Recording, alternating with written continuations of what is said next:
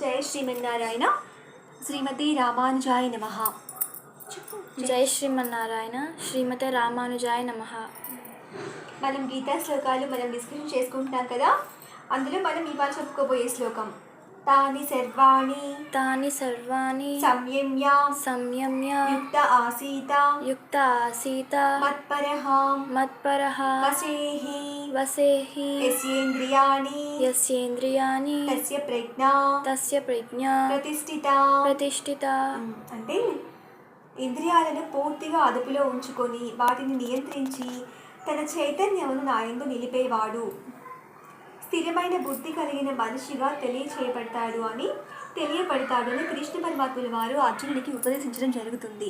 మహోన్నతమైన యోగ పరిపూర్ణత కృష్ణ భక్తి భావనమేనని ఈ శ్లోకంలో స్పష్టంగా వివరించబడింది. మనిషి కృష్ణ భక్తి భావన కలవాడు కానిది ఇంద్రియ నిగ్రహము ఏమాత్రము సాధ్యపడదు. ఇంతకు ముందే తెలిపినట్లు దుర్వాసముని అంబరీష మహారాజుతో కయానికి దిగాడు.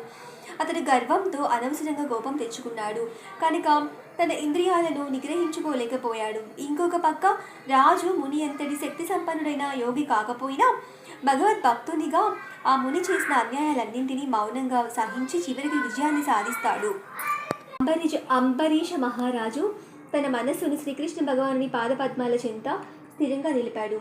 అతడు తన వాక్కులను భగవద్ధామాన్ని వర్ణించడంలో, తన చేతులను భగవన్ మందిరాన్ని శుభ్రం చేయటంలో, తన చెవులను భగవద్ లీలలను వినటంలో, తన కళ్ళను భగవద్ రూపాన్ని చూడడంలో, తన దేహాన్ని భక్తుని దేహాన్ని తాకడంలో, తన నాసికను భగవంతుని పాద పద్మాలకు సమర్పించిన పుష్ప సుగంధాన్ని ఆగ్రానించడంలో, తన నాలుకను ఆ దేవదేవునికి సమర్పించిన తులసి దళాలను రుచి చూడడంలో, తన పాదాలను భగవన్ మందిరము ఉన్నట్టి తీర్థస్థానానికి వెళ్ళడంలో, తన శిరమును భగవానుడికి నమస్కరించడంలో, తన భగవంతుని కోరికలను తీర్చడంలోనూ వినియోగించాడు.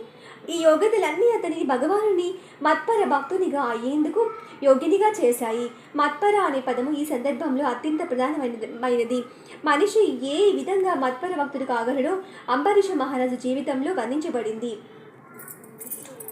కేవలము కృష్ణ భక్తి బలము మీదనే ఇంద్రియాలు పూర్తిగా నియంత్రించబడతాయి అని వ్యాఖ్యానించారు. అలాగే అగ్ని ఉపమానము కూడా ఒక్కొక్కప్పుడు ఇవ్వబడుతుంది. మండుతున్న అగ్ని గదిలోని సమస్తాన్ని భస్మం చేసినట్లుగా యోగి హృదయంలో ఉన్నటి విష్ణు భగవానుడు అన్ని రకాల కల్మషాలను భస్మం చేస్తాడు. యోగ సూత్రము కూడా విష్ణు ధ్యానాన్ని ఉపదేశిస్తున్నదే కానీ శూన్య ధ్యానాన్ని కాదు. విష్ణువుకు అన్యమైన దానిపై ధ్యానం చేసే నామమాత్ర యోగులు ఏదో మాయాజాలాన్ని అన్వేషిస్తూ కాలాన్ని వృధా చేసిన వారి అవుతారు.